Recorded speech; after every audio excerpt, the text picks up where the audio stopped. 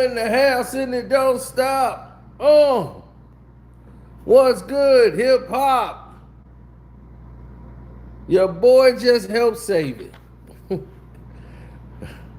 Hip hop's prodigal son. That's right. Zeno helped save hip hop.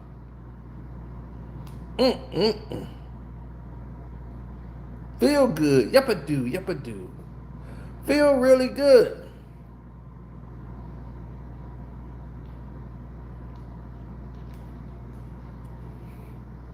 Now, a lot of you might say,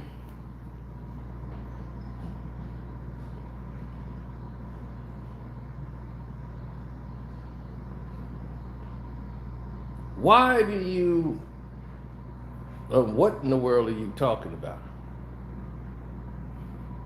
Well, for instance,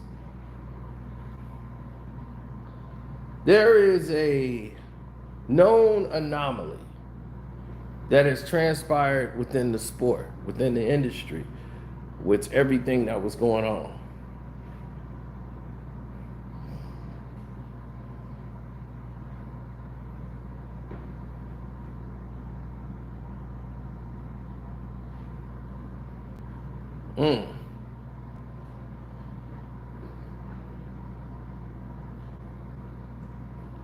Now, if we look at the anomaly of what's actually going on,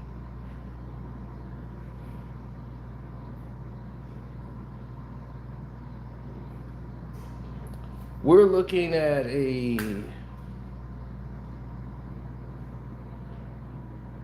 scale that is a bit different. In hip hop, a lot of artists independently was losing their money.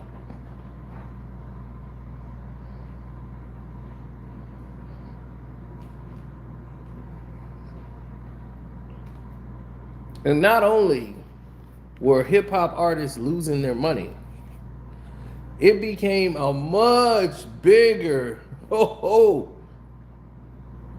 a much bigger situation than what you realize.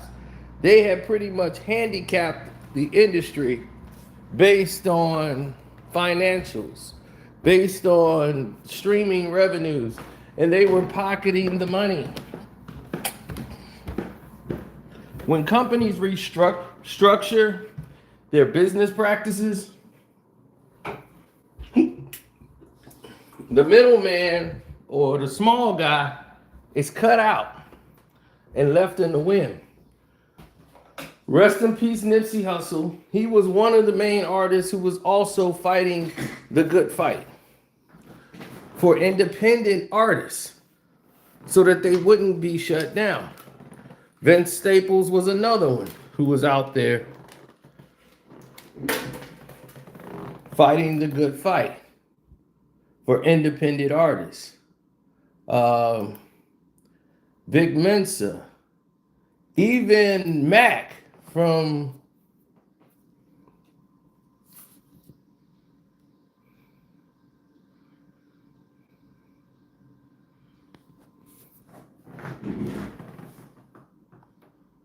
even Mac from No Limit. He was one there.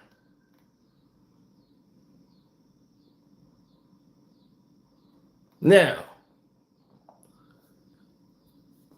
I'm going to go over some things that you guys probably don't know about. But there's a lot of guys in a room that are part of a panel that seem to make up a lot of different rules and about advocacy for artists in the mainstream media and basically artists in general. They have people that advocate for it. Ben Glover, who's a recording academy for like the Grammys and things of that nature. Ben Glover is a songwriter, wrote many hits. He's also an advocate for it and a public officer with Todd Dupler. And he has a houseways and all this different things. The chairman is Jason Smith, who's a Republican, and the Recording Academy CEO, which is Harvey Mason Jr. And they go to the place that's called The Hill in Washington, D.C. They all sat down and had a meeting. The Kansas City Chiefs had just won the Super Bowl at that time, and they gave them some gifts. And so the year prior, when the Eagles won, and they decided like some of them weren't going to the White House, on the Hills, they still got a lot of the Chiefs, replica stuff there. So what ended up happening is about a week ago, the Hits Act was finally signed into law, and the Recording Academy led the way for the victory. And they listened to a lot of people coming together as independent artists, and me backing it, and me making the video I did, talking about the mechanical hits and how the streaming views numbers are down. The same thing I was talking about with Nipsey. These videos was used as reference in a lot of situations. So the independent tracks that they call in the Hits Act is going to help independent artists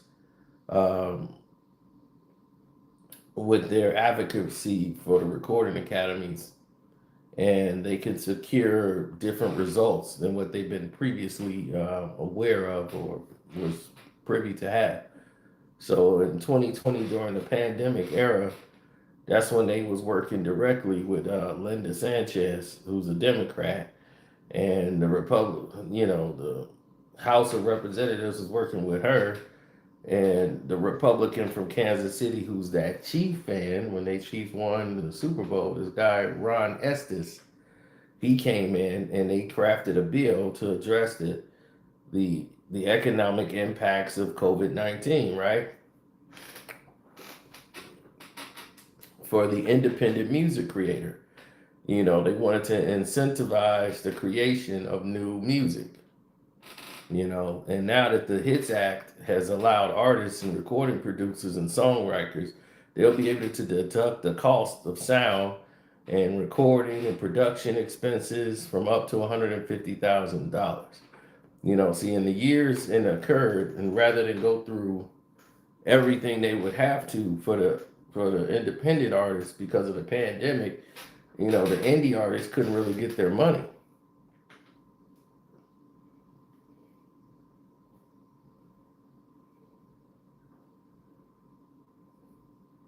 Well, it gives the music the same treatment in the tax code that other creators in the industry like them would have. You know, from television and theater rights. So that's what they're really looking at.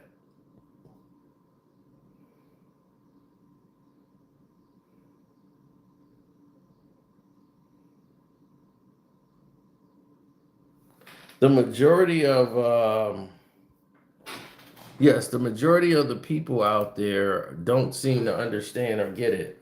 It's a steadfast and educational precision when you see members of Congress and you're seeing the HITS Act following an initial introduction with more than 300 elected people in the recording arts across like 12 different organizations and chapters and things of that nature. You're looking at it's like a federal relief package, like in a response to COVID. So in 2021, that's when they went to passing all this stuff. So you think how many years this took to get done? So it's 2021, right? And the HITS Act was at the start of the new congressional session. So the House of Representatives passed the legislation, right? That's the Build Back Better Act. We're going to build back better. So they put the HITS Act with that. But the HITS Act remained a top legislative priority throughout the Academy's major advocacy events, meaning that the Grammys are now getting too black. You know how they say? Grammys just seem a little too black. Now that it's too black, do you see these acts coming into play, right? So the Music Advocacy Day, which was Grammy to the Hills, now the reason they want to do this because most of y'all think independent artists, you think rapper. There are a lot of white independent artists, way more than blacks.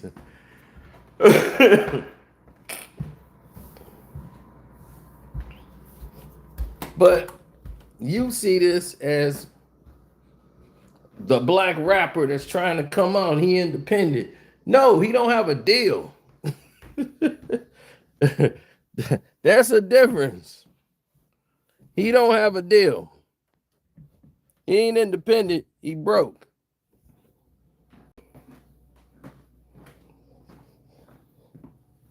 That is completely different from an indie artist.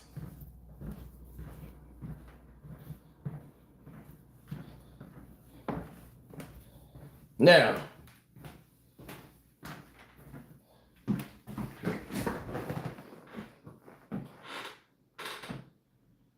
well, the House passed the bill in 2021, right? Still wasn't getting any movement. They changed it to a new bipartisan support act.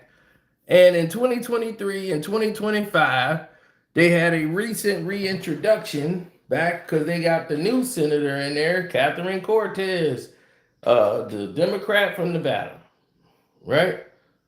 She joined Senator Blackburn and they was going to lead this new senator support. So in 2025, here it is, another 2 years and no action.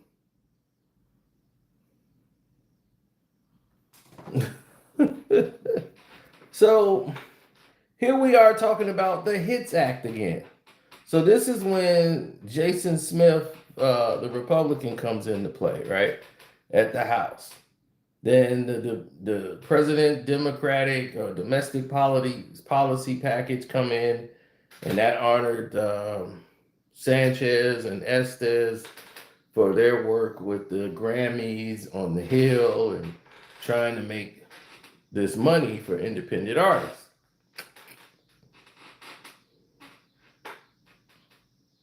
And Randy Travis got a Creators Leadership Award. And following that day, all the Grammy winners went to Capitol Hill to advocate for the HITS Act, and all of this stuff came to be. And it was a historic act. It finally became a law of the land last week in 2025, a domestic policy bill, marking a historic win for all the independent artists out there. The HITS Act is here, baby.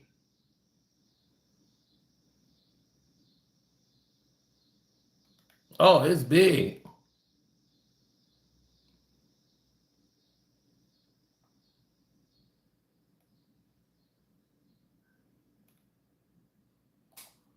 Oh, it's in combination with everything because this AI coming into play has also been brought up. It's called the No Fakes Act. That's the AI rule. That's the No Fakes Act to protect AI misuse at the Senate. You can't use AI to say, hey, that's no fakes. You will not be nominated for any Grammys.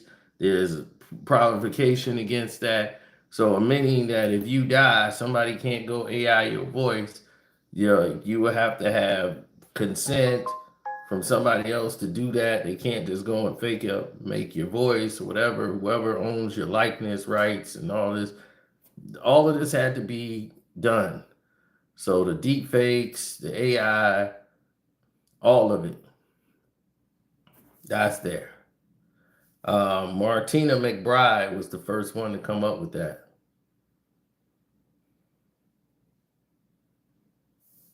Mm-hmm.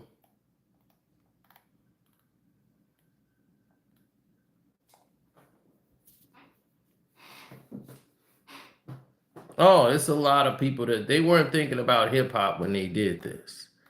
Um, but independent artists, this could help, the independent rap artists. Mac was up there as he's one of the chapter members. Uh, they call him McKinney Phelps, which is Mac from No Limit.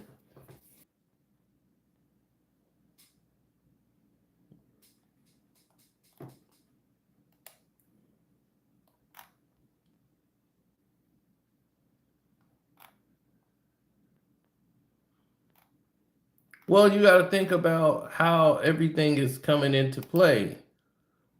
The Mechanical Licensing Collective that was came in 2021.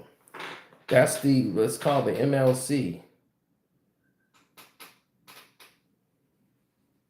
because in 2018 with all the streaming, the everything starting to turn to streaming, and it was less mechanical royalties. People started to complain like, "Hey, I'm not getting my mechanical royalties off my physical copies anymore." So they had to modernize everything, bring everything into modernization. So you have the Music Modernization Act, which was in 2018, which came to the Mechanical Licensing Collective, the MLC. And what the MLC simplifies is that the licensing process of royalties and collecting for publishing, songwriters, etc., which they call like black box royalties and stuff like that, is unmatched, or they carry these royalties for many different people, creating a centralized database for all type of songs. When you go and get them registered, and when you distribute the royalties from all the digital music service, they're going to have to go into a certain collective. So when you have that mechanical licensing collective, is different than having, because you're not selling a lot of physical copies anymore. They have a classic protection and access act, which is called the Classics Act, which is part of that Modernization Act. And what that does is it's extending a federal copyright protection to your sound recording and everything, which is making sure that the legacy of the artist receive their full compensation for all the digital use of their music, and closing a previous loophole that's been out there for years for all your classics. Um, they have a what they call an allocation for music, which is called the AMP Act, the AMP Act. And the AMP Act is for the first time in copyright law. It provides a statutory right for producers, mixers, and sound engineers to receive royalties for the use of like sound recordings, particularly to satellite radio and streaming services. That's all, according to U.S. copyright laws, the AMP Act.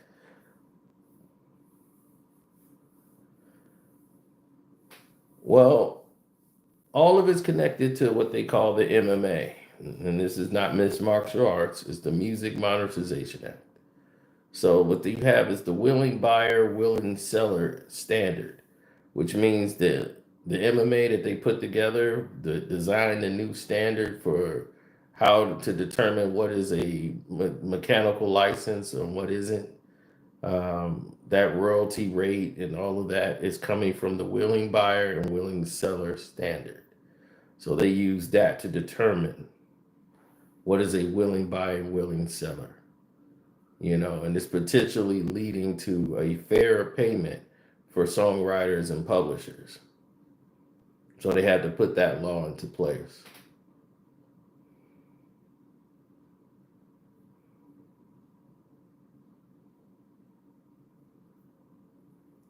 Yes.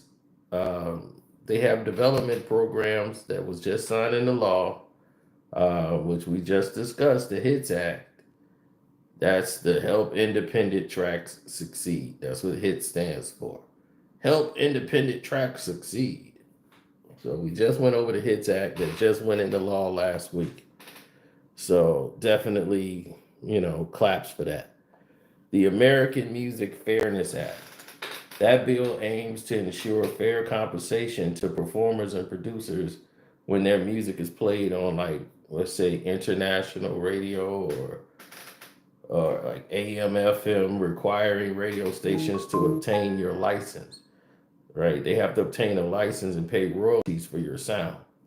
If they don't pay this royalty for your sound recording, similar to existing regulations for streaming services, the bill is reintroduced, like back to the Senate, the House of Representatives. All of these things, they have to come into full play. For small broadcasters, they have to pay a fee rather than a standard royalty rate. The Protection of Lawful Streaming Act. There's criminal penalties for if you illegally stream copyrighted material, or felony charges depending on what you're streaming. Then we talked about the No Fakes Act, the AI. Then there's ticketing reform, like people seeming to address issues like ticket sales, refund guarantees, and stuff like that. Misleading websites that would, say third-party ticket sales, and like you saying what Faison Love's going through right now, getting a room through a third-party service. I went through that. So, and almost didn't get a room, and wish I didn't have a room. That's how terrible the hotel room was. It was awful. So those are the new changes that are happening here.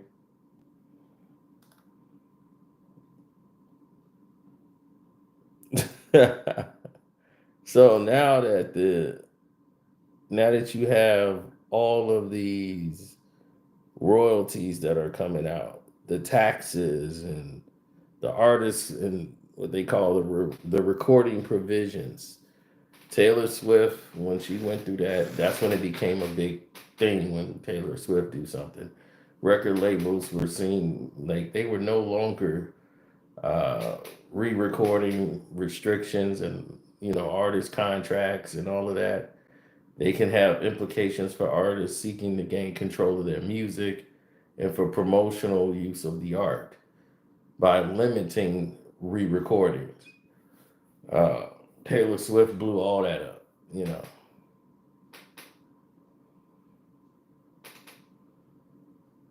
Well, that's what the record labels have done now. They put in what they call a longer time before you could re-record your music. Because Taylor Swift was like, I'm re-recording all my songs and I'm putting them out, since he wants to take, she was mad at Conor Brand for taking all of her royalties and buying her royalties when she was going to buy them. So she ends up having it now because it's not really worth anything now that she re-recorded the music. So it just is what it is. Thank you for subbing, new sub. Capital gains for catalog sales. Selling music catalogs can qualify for lower capital gains with tax rates, but new rules apply for estimates exceeding 13.6 million, which will impact taxes on inherited music rights. So your estate planning and all of these methods, you can elaborate more on a bigger landscape on those than you could anything else.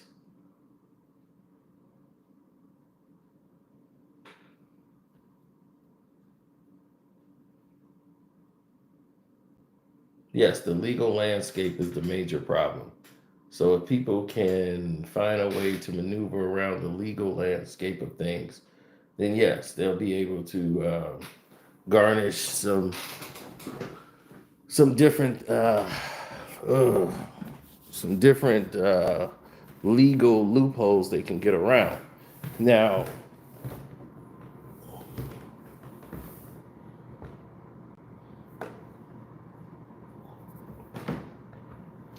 to go down this road, you're basically inviting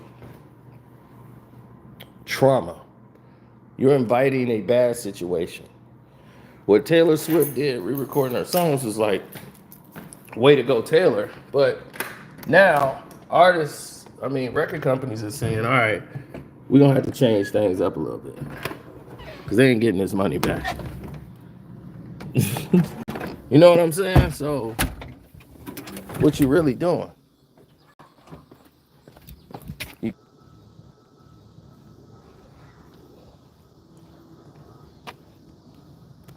oh, salute, brother. Salute.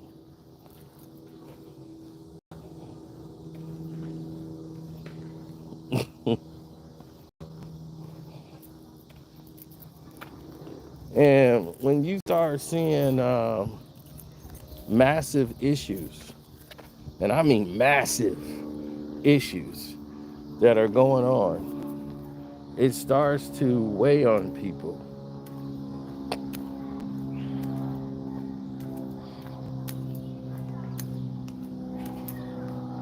I kid you not.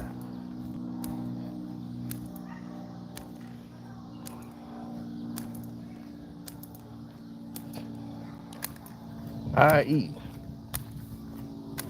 right? Harvey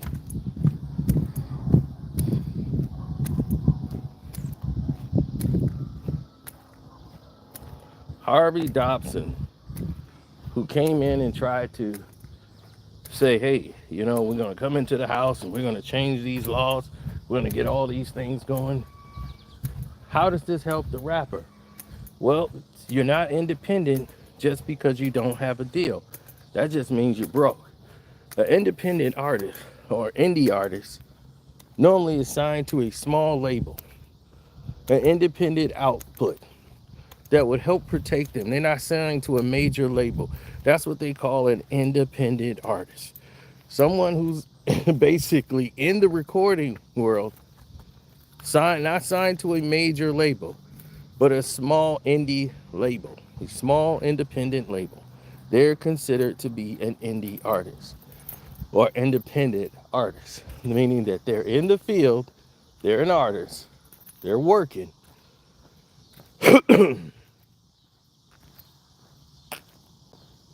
They're just indie. Now, here are the things you don't know that's going on.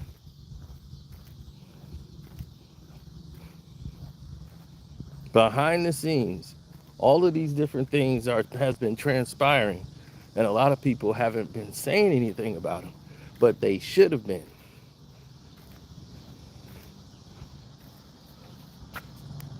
You see, let me tell you.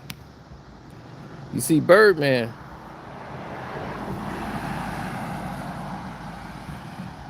he knew Cash Money was borrowing money, mortgage up to the hilt, and there was no way they can even get any money. They had took out so many loans that they couldn't pay back. So they did what other record companies do. They rebuild, they rebrand, they get a sub label, and the sub label that they put out was Lil Wayne's imprint. Young Money.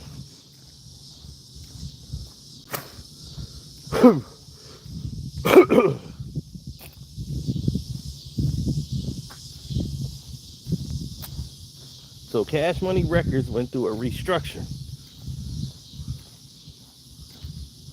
Cash Money's still a record company, and Weezy's the boss. Birdman dumped everything on Lil Wayne.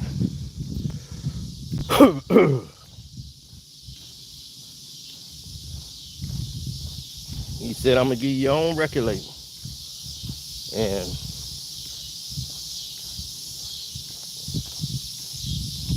when I give you this record label, that's it. It's yours.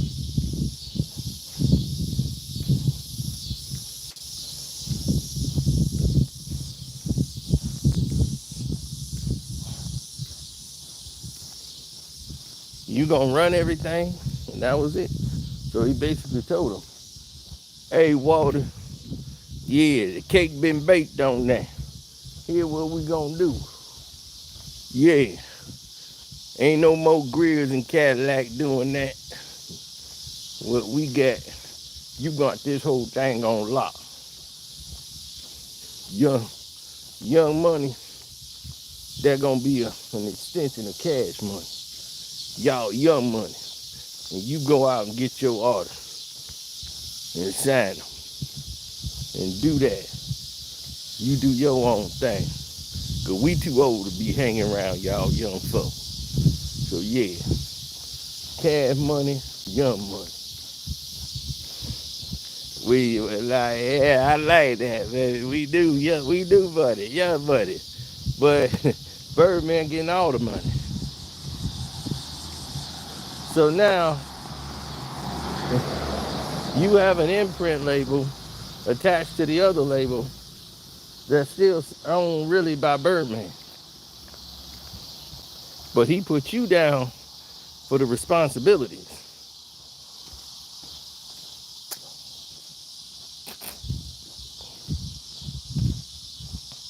So the success, Wayne went to work stunting like my daddy, all that Birdman and Lil Wayne joint album to launch the label.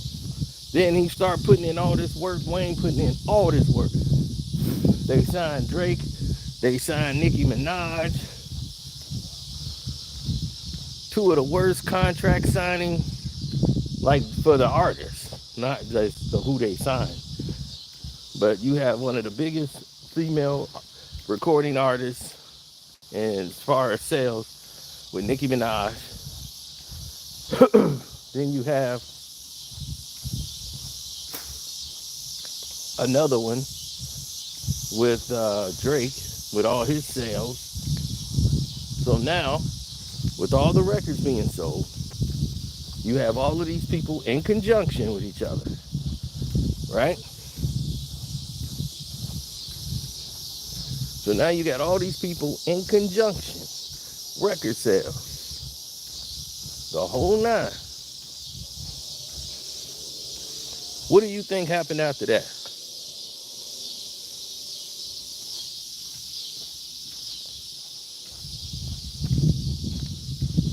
It was time to pay these people some money. Birdman took loans out, all on Young Money, based off Drake, based off all of that. He's banking all this money and keeping it. But now they're making albums, getting paid off their shows, taking a little bit they get off their checks, off the records they making.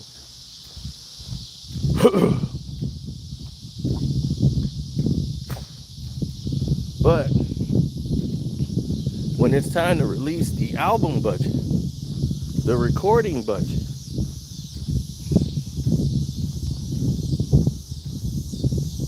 they're not getting their money from Young Money.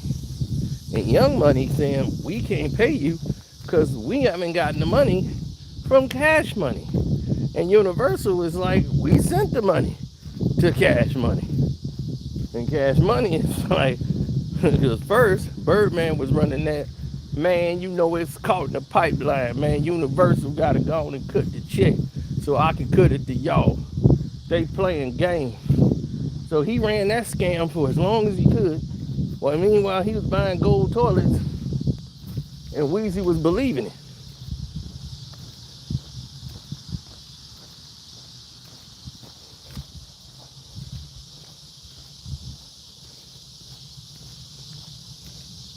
And Wayne's like, I'm not recording another album. This has gotten ridiculous. This is why he walked away after the Carter 2. When he recorded that for Cash Money. Then when he came with Young Money, he was back. He became mixtape Weezy. Because he's like, look, I ain't making no money off these albums. I might as well put out mixtapes. And that's when he became mixtape Weezy, the Drought 3, and you heard the best of Weezy.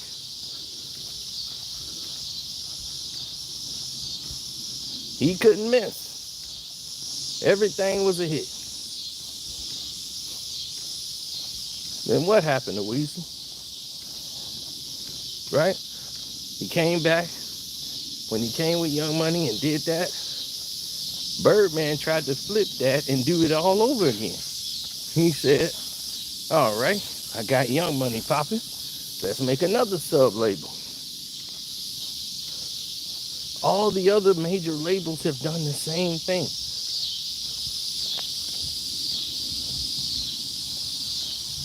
When they're so far in the hole in debt, they create a new sub label, put that new sub label out, and it'll be in conjunction with that label.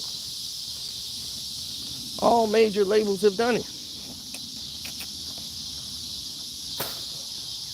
The subsidiaries, right?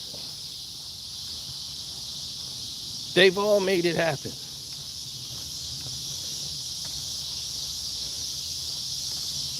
So what did Birdman do? He created Rich Gang.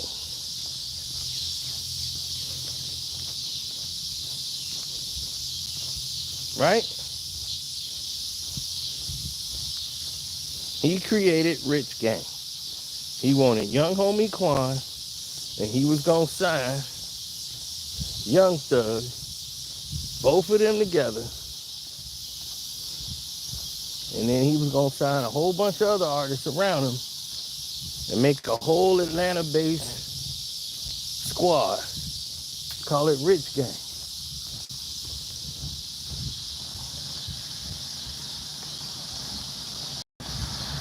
But Young Thug, who was already signed to a record label,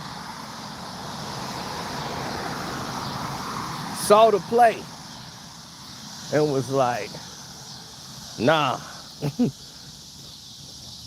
I ain't with this.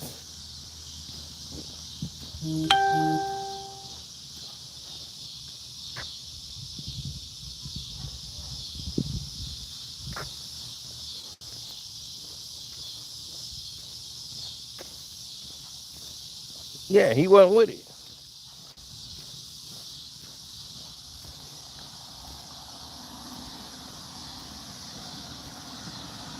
And the reason he wasn't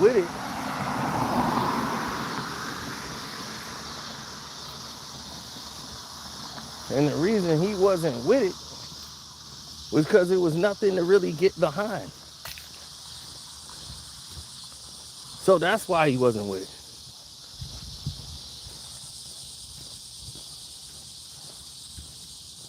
There was nothing to get behind. He saw like, wait a minute, this looked funny. He had his guy look at the deal they signed, talking about it didn't matter what label you were signed to. Man, Rich Gang is a whole nother thing. And we can get you involved in it. It was like, all right, well, let's see it. It didn't happen for him that way. So everything changed direction.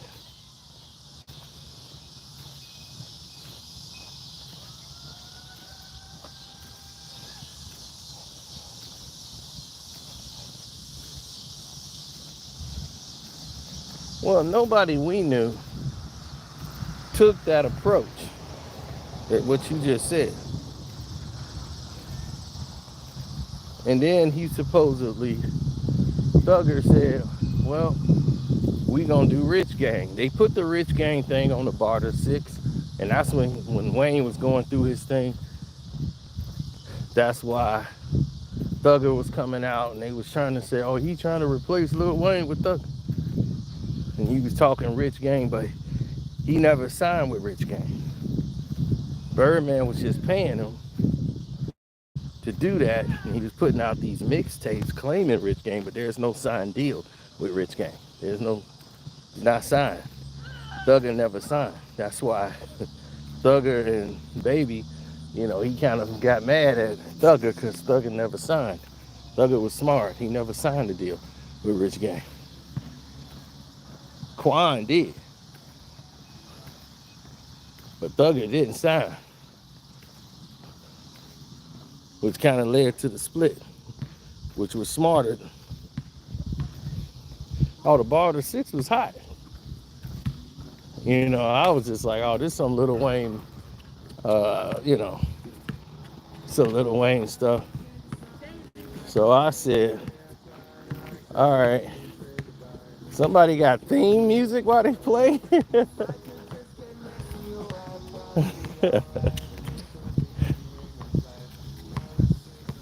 Yeah, they playing ball. Remind me of myself, you know.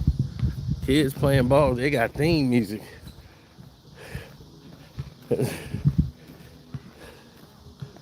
They got theme music while they playing basketball. Now, I don't think the Barter 6 was whack at all. That's when I first really knew of Thugger, was the Barter 6. I didn't really know too much about him. You know, because that's like my younger cousins. They grew up listening to Thugger and all them. That's the hip hop. And I told you, when I knew about him, they had a video, a dude in a pink leotard swinging a pistol around like this, sitting on the couch. I'm like, the sassy goons. I'm like, dude, you got sassy goons sitting over there with pistols. I'd be mad as hell if I got taken out by a sassy goon. I'd be like, a dude in a pink leotard came and popped me. Pow, pow. Pow. I got him, y'all. I'll be, oh, hell no. I'll be, God, please let me go back. Let me go back in another body and get one of them. Let me go out for real. Not like that.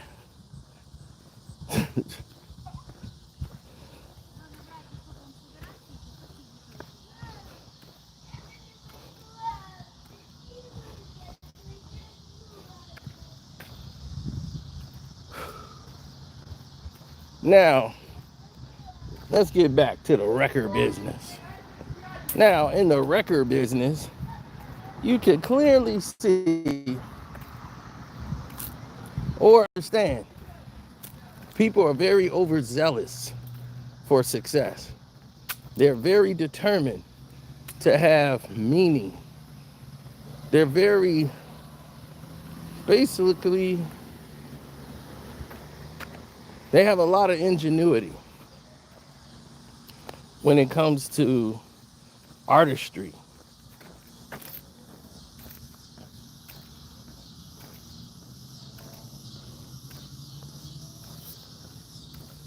It's a lot of different things that transpire when you start thinking about what's at stake, what's not at stake, who's at fault. You know, when people start, you know, maneuvering like that, it's because they're usually not happy or comfortable with their station in life or what they're accomplishing. All of their goals are being diminished. Their work is being ostracized.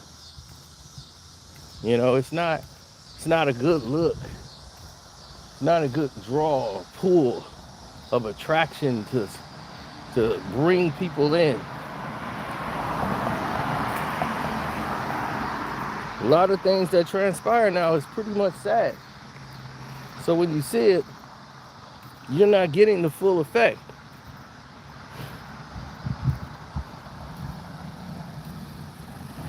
What I've seen is a lot of people make a lot of mistakes. And the business side messes up everything.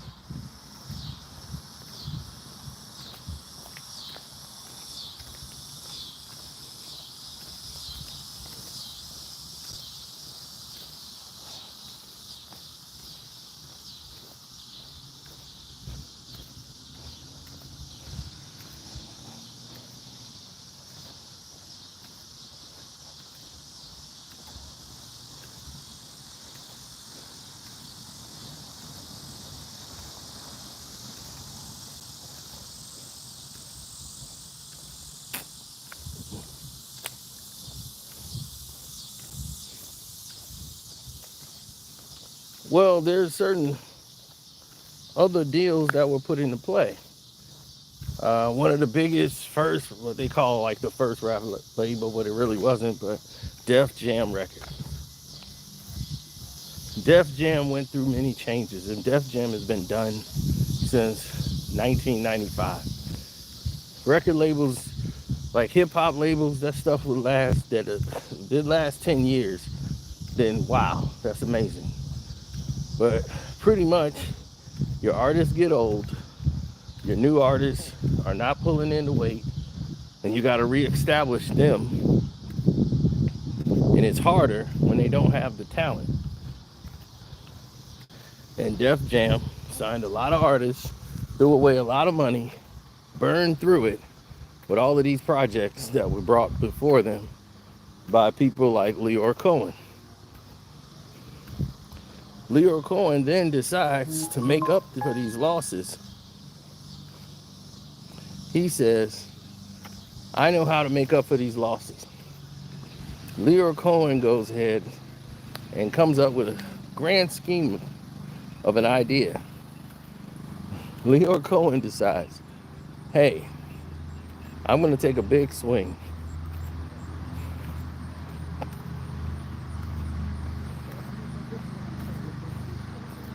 And I'm going to bet on this artist, and that artist. And they were coming up duds. So he did what he always does. Like his people always do. They go get people who actually know things about artists, who were making other people money. Such as Irv Gotti. Somebody who knew how to break an artist, who knew talent when he saw it. So he rode Irv Gotti to success.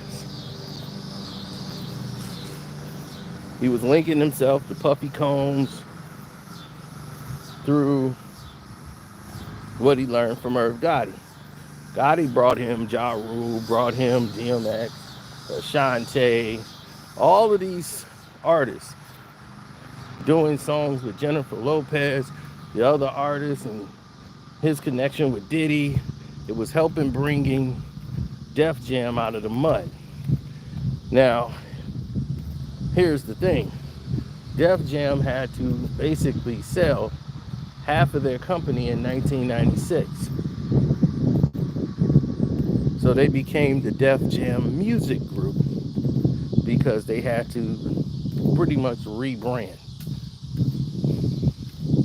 Polygram came in and pretty much bought the entire company. Russell Simmons was out, but he was paid as an ambassador of Def Jam. So he had no control over Def Jam. He was pretty much out. He was going towards the fashion line. Like, yo, I'm gonna make this fashion line called Fat Farm, and I'm just gonna go with my Fat Farm. So he had his Fat Farm. He was just doing that. But when it's something for Def Jam, like documentaries or something historic, they use Russell to go out and pitch and sell it. So people thought he still run Def Jam when he really didn't. Leor was making the decisions at this time. He was out.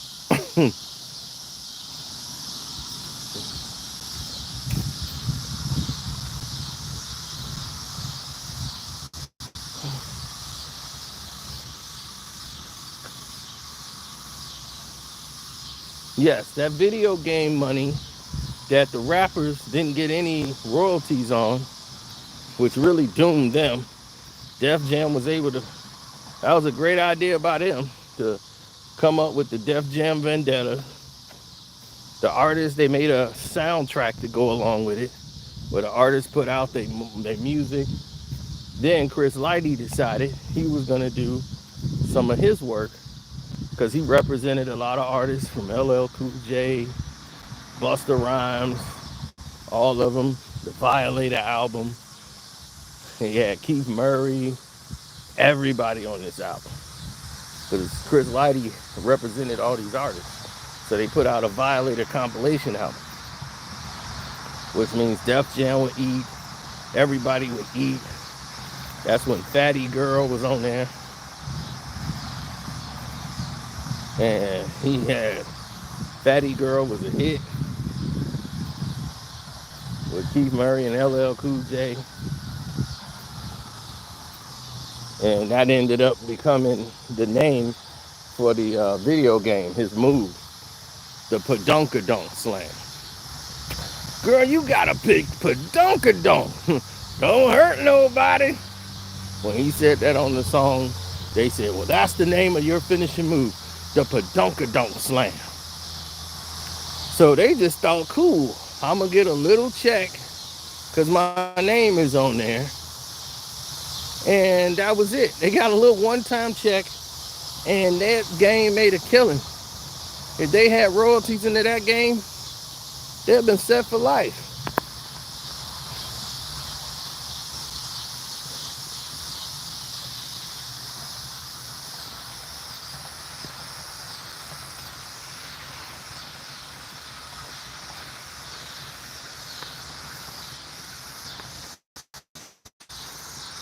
They had no idea about how the video games paid out with the licensing deals. So the licensing of the data and how many they sold, they actually got a whole much different percentage than their album deals. What Def Jam did was keep all of that money and just give them a flat fee, saying, here, you're gonna get $5,000 just for this video. It's a video game, man. But it's gonna pump you up. And don't worry, we're gonna make a soundtrack, so you're gonna get paid off the soundtrack.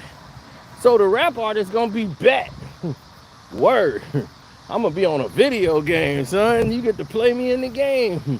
And we're gonna put out a video, we're gonna put out an album to that. So I'm gonna put a track on there, then the soundtrack gonna sell. Yeah, that's soundtrack money, man. Shoot, we finna eat. Def Jam scammed the hell out there. They got that check for all those millions of dollars for licensing rights. Oh my God. It was crazy amount of money.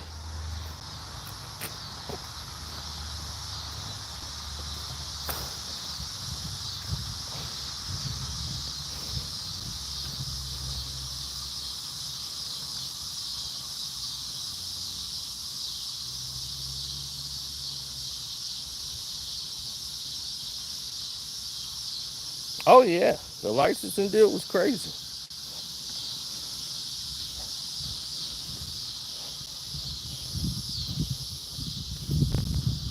Well, there are many different,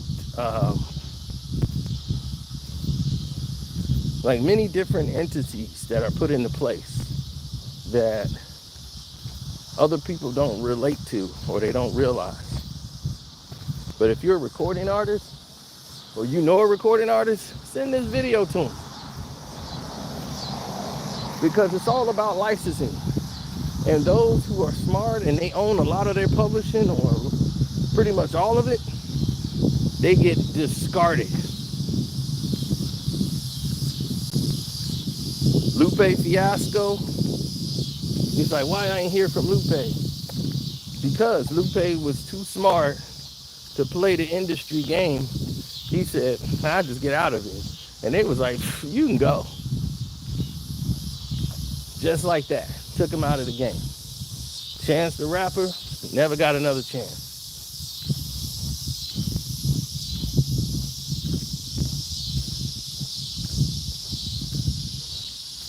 Chance the Rapper,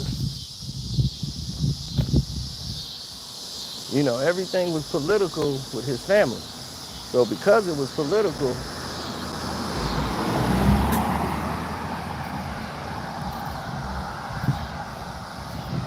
because everything was political with his family, the set standards were different. Everybody was changing. Everybody wasn't excelling. They weren't growing.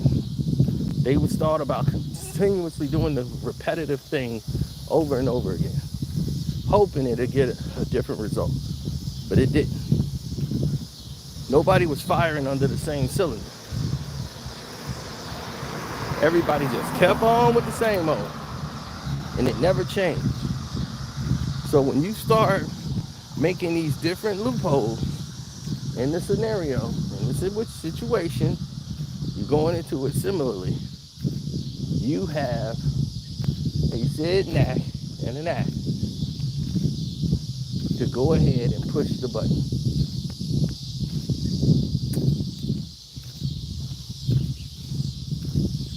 Nobody cares.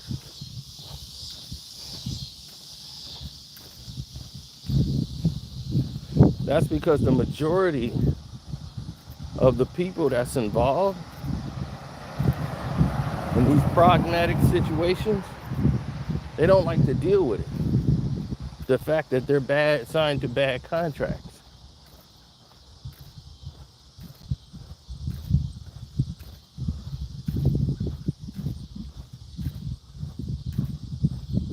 Was Kendrick Lamar signed to a bad contract? Absolutely.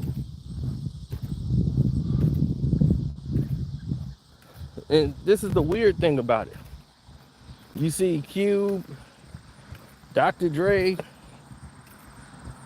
they often tell you about Eazy-E, right? How Eazy was rough. Eazy-E did this, Eazy-E did that. Eazy, man, we was getting ripped off by our manager. He was stealing from us, right? Jerry Heller was stealing from them. Dr. Dre went and got his own Death Row. Q went and got his own label, right? And did every artist that they have claim Dre ripped them off? Or they got ripped off?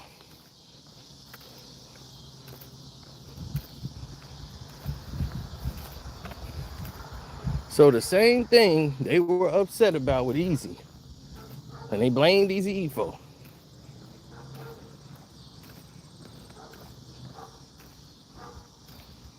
They were the culprits and guilty of the same acts. It's because they knew about making the music. They didn't know about the business side of the music. Eazy wasn't doing them wrong.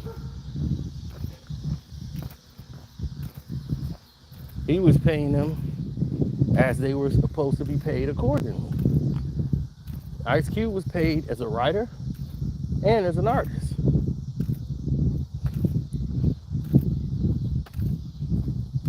But he never signed a contract.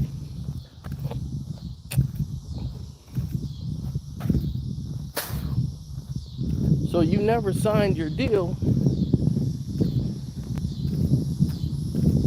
for your writing contract.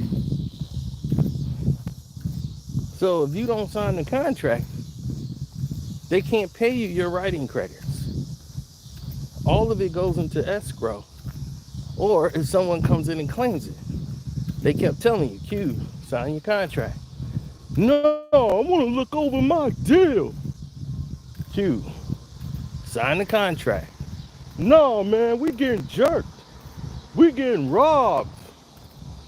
Man, this ain't even right. When the whole time, Brian, who is a stark racist,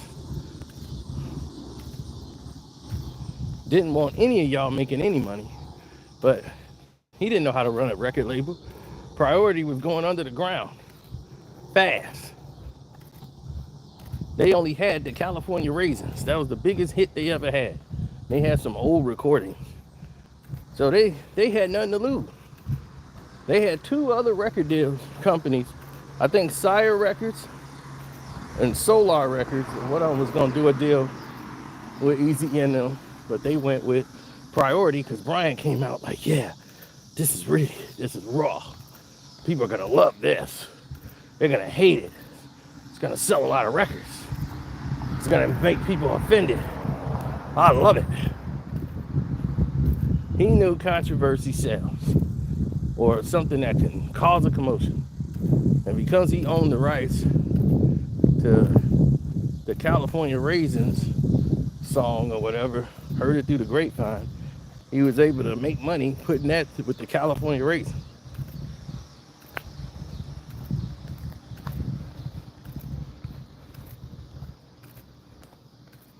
Now, Here's the big kicker.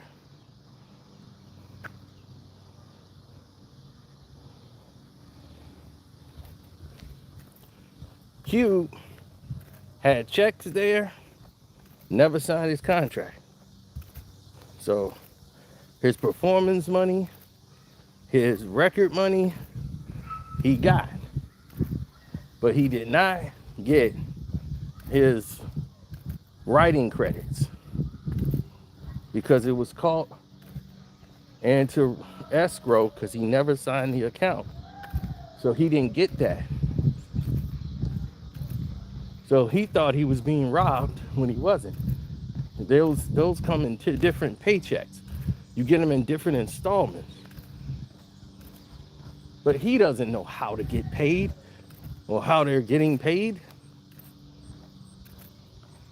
But Bryant turned Ice Cube against the rest of them. He know if I can get them signed to me directly, not going through Ruthless Records, then they sign with me directly. I basically got an NWA album. They already did the marketing and promotioning for me. For my new artist, Ice Cube. And they never announced he left the group. It was never known. It was quiet because Priority wanted to keep it that way. When they gave Ice Cube his own record deal. Then they put out America's Most, having him in the black hoodie, the black skull cap, like he was part of NWA.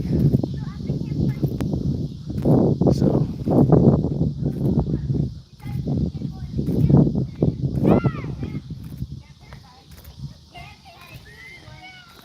when it came out, that's why the sound was the way it was. Got the nerve to cuss. Only reason people peeping your album because they thought it was us. That was true. A lot of people bought the album because they thought this is an NWA. Q from NWA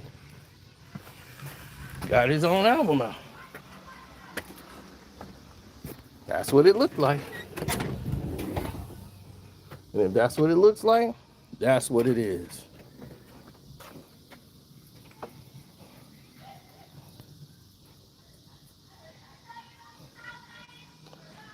Predator, I wasn't feeling that because I'm a death certificate guy. Oh, they came with the suffering sabotage on me. They did the sabotage move on me. All right. I'll see what they own. Yeah, they came with that sabotage Sammy.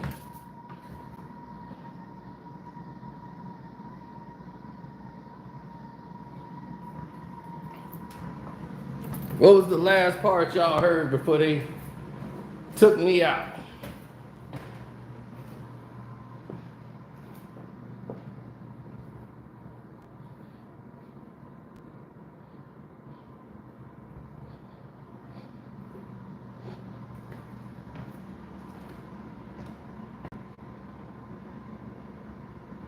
Oh, Aries Spears, how crazy he was. That was the last thing you heard before they took me out. I was like, he's nuts. I think sometimes he say things just for attention, to go viral, to get some buzz on his name. But yeah, no, Cube is one of the top. He just is a shiesty dude. And think of every artist Cube didn't have. Cube didn't blank everybody. Today was a good day. It's better than everything on death certificate. Absolutely not. That's better than steady mobbing? I don't think so.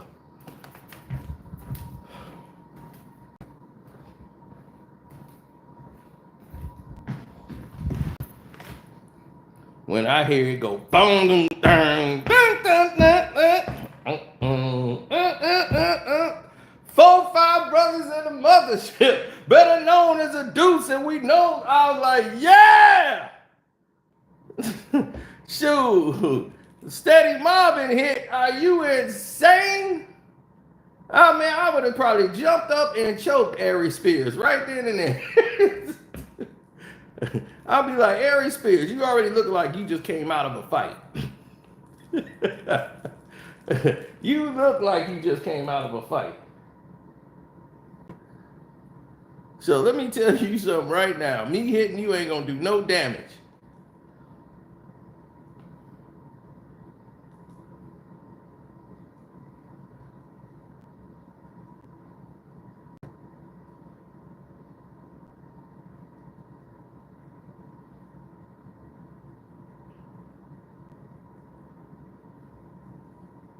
Oh yeah, colorblind when you had all those Muslims up there rapping. But Cube is a phony. He'll say one thing and turn around and do another.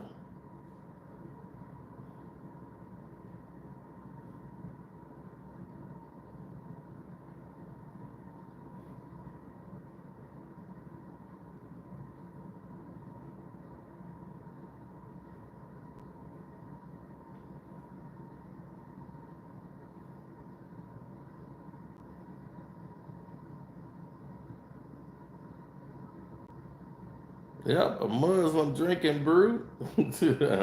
Violate you, a Muslim drinking brew. Right. You slinging bean pies and drinking St. Ives in the same rhyme.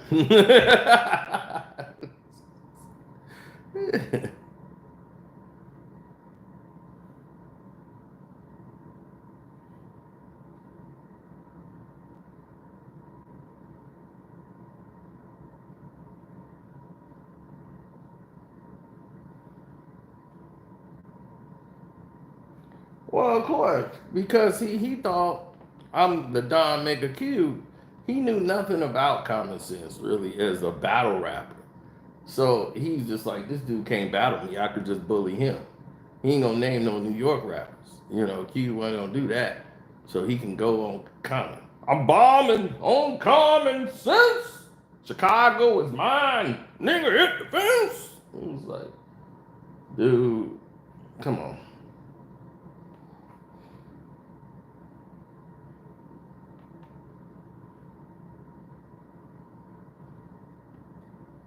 Boy, if Pac was alive, that whole West Side Connection would have been broke up.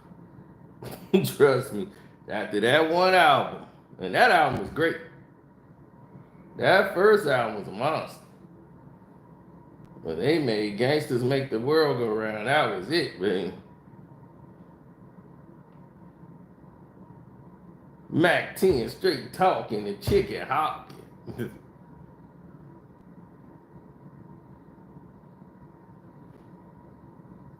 But when he was like, bow down, when you come to my town, bow down. When you whisper bow, bow down. Man, Tupac heard that probably the week, 2 weeks before he died. Like when that came out and he saw Ice Cube on the cover of that Source throwing up West Coast, man, Pac was hot. He was hot.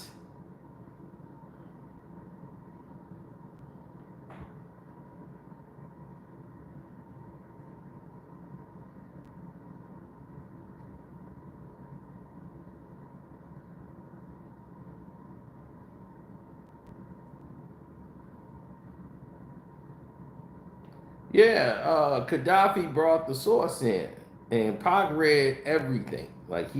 Eminem was like that. Eminem read everything, and that's how we were. We read everything because that's how we kept up with the info. So when we go certain places, we know what's the vibe. So you be like, okay, we know what's going down over here. These two ain't really feeling each other. So it's a whole little, some craziness.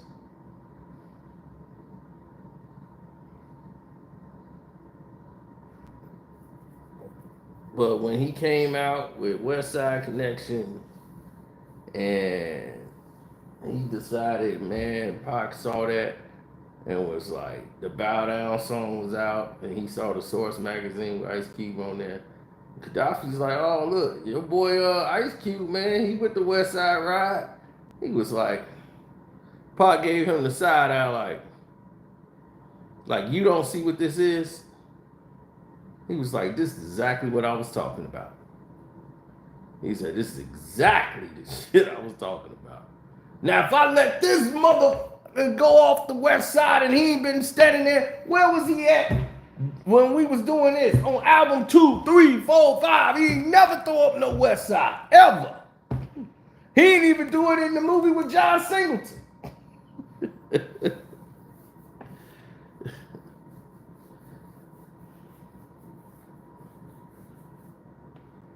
Oh man, Pac went off. Man, Pac said Q was jealous of him because he was a better actor than him. And John Singleton saw that when he did Poetic Justice. And when they was gonna do the movie together, he was like, I'm gonna put you and Q together in this movie, Higher Learning.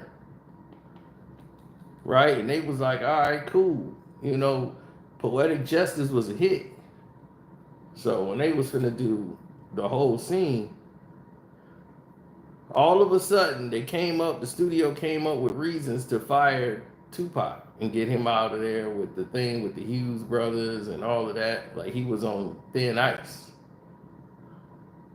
Well, after Menace to Society. And it was a whole lot of things that went on. But John Singleton actually fought for Tupac, but it was out of his control. The studio was like, we're not putting up any more money if you're going to keep that guy on. He's like, first of all, the guy's a chain smoker. Can he really run track? You know, let's get him on the track, let him take a physical. He'll have to run these laps, you know, prove he can run the track and do this and that. And Pac is like, really? He was like, dude, I went through, he not only did the whole backstory, he picked out, like he wrote damn near half the movie for Malik. And that's what people don't really realize. He did the whole backstory for Malik. Like he's like, he should be stretching, getting ready to run for his day.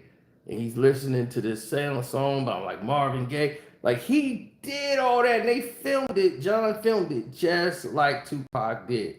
To have like a backstory to this character.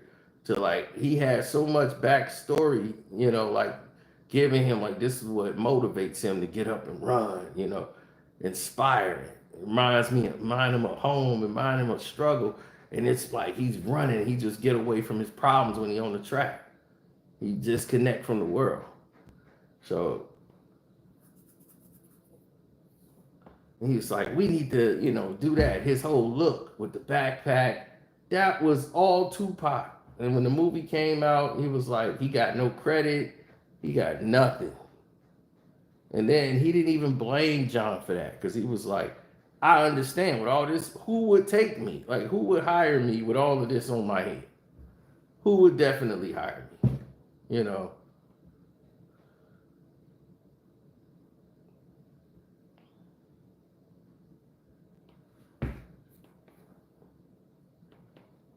But then you got this Ice Cube thing. But no, when he got out of jail, he turned to John and was like, you know, like, look out for me. You know, like, I'm out.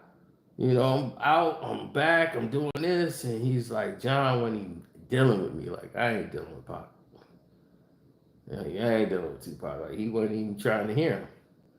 And he was like, oh, man, we got a brother out here, a real one. That's when he was like, no, Antoine for cool. He's like, he's a real one. He's like, he want us. Like, he was telling Pac about him. Like, and, you know, we now know about Antoine for cool. So everything he was doing in the game.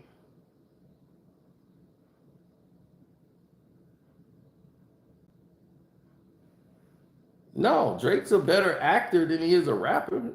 He acts like he a rapper all the time.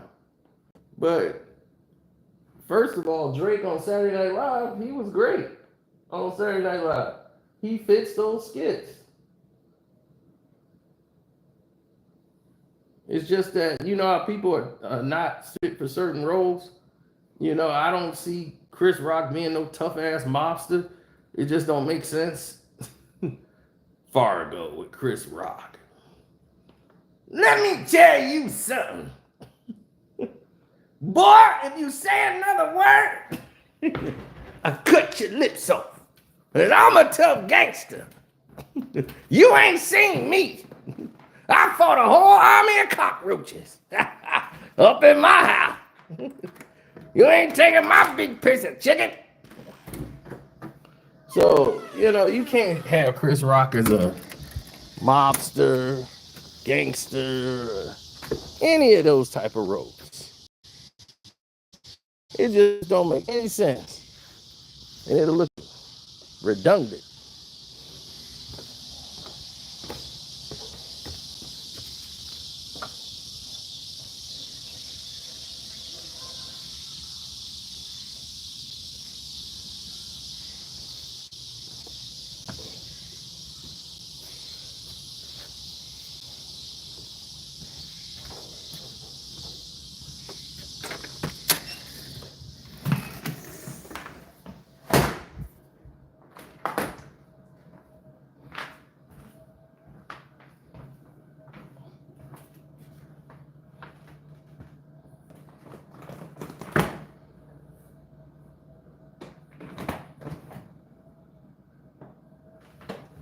Right, you know what I'm saying?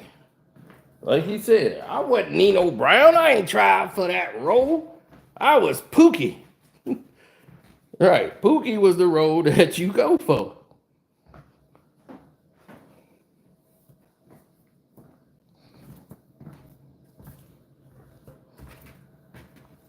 Yeah, that was messed up, man. So he felt let down by John. But once he come home and sell 5 million records, and Tupac's the hottest artist in the world, everybody want to work with Tupac now.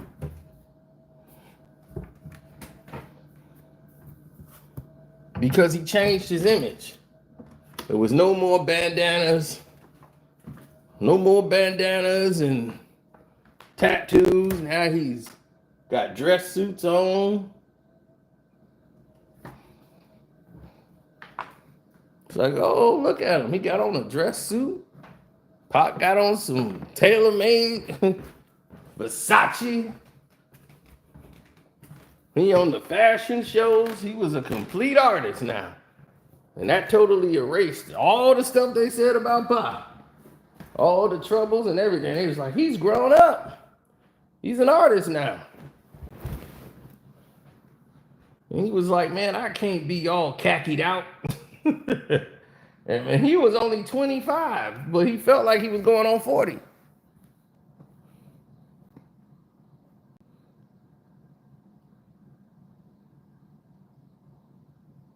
Someone is clearly...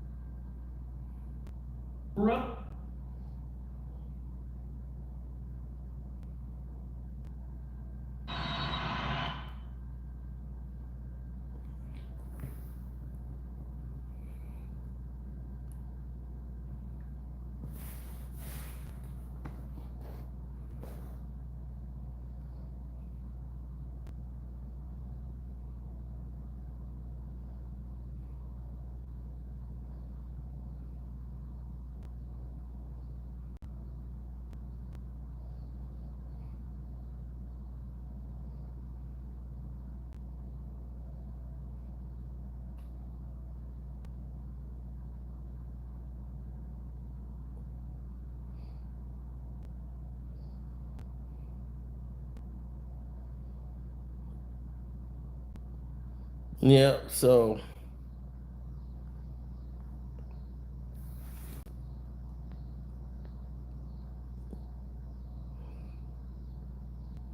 oh yeah. So we'll tackle all that a little later. I'm gonna go ahead and get something to eat, chill out. But now you know what's up. They still messing with my channel, so we'll try to deal with all the rest of that on the flip side.